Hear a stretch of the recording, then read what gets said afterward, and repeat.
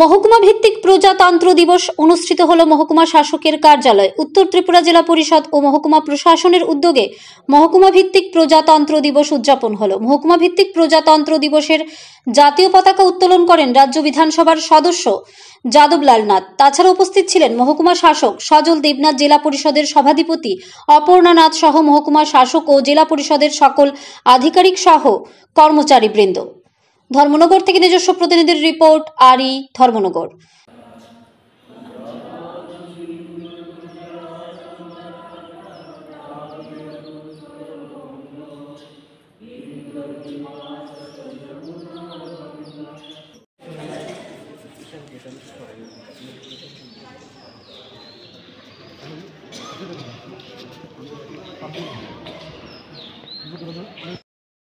ছিয়াত্তরতম প্রজাতন্ত্র দিবস এবং আমাদের সাথে আছেন বাগবাসার বিধায়ক স্যার। প্রজাতন্ত্র দিবস উপলক্ষে আপনি রাজ্যবাসী তথা দেশবাসীকে কি বার্তা দিবেন?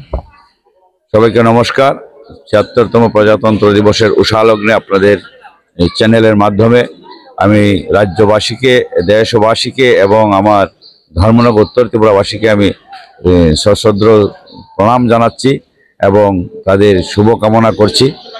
আমরা প্রজাতন্ত্র দিবস শুধু একটা ফ্ল্যাগ হোয়েস্টিং করলে চলবে না, আমাদেরকে ভারতবর্ষের সংবিধান কি, কেন রচনা হয়েছিল তার প্রেক্ষাপট আমাদের জানতে হবে।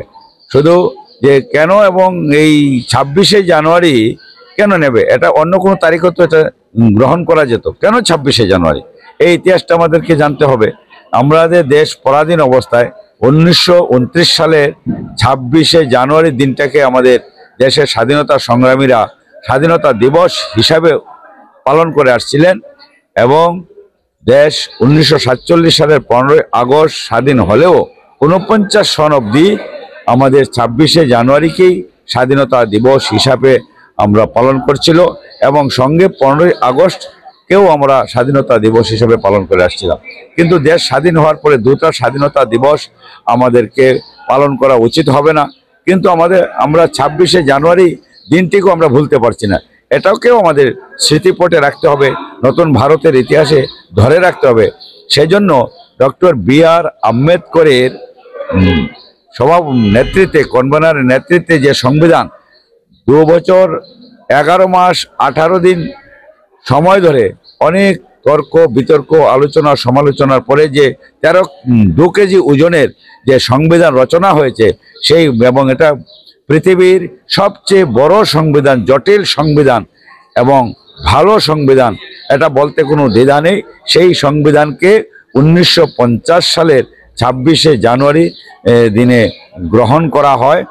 আমি এই সংবিধানকে মান্যতা দিচ্ছি এবং এবছর আমাদের দেশের প্রধানমন্ত্রী নরেন্দ্র মোদী যেভাবে সংবিধান গৌরব অভিযান যাত্রা কিন্তু আমাদের চলছে, আপনারা জেনে গেছে যে ইতিমধ্যে আমরা অনেক সভা সমিতি আমরা করেছি।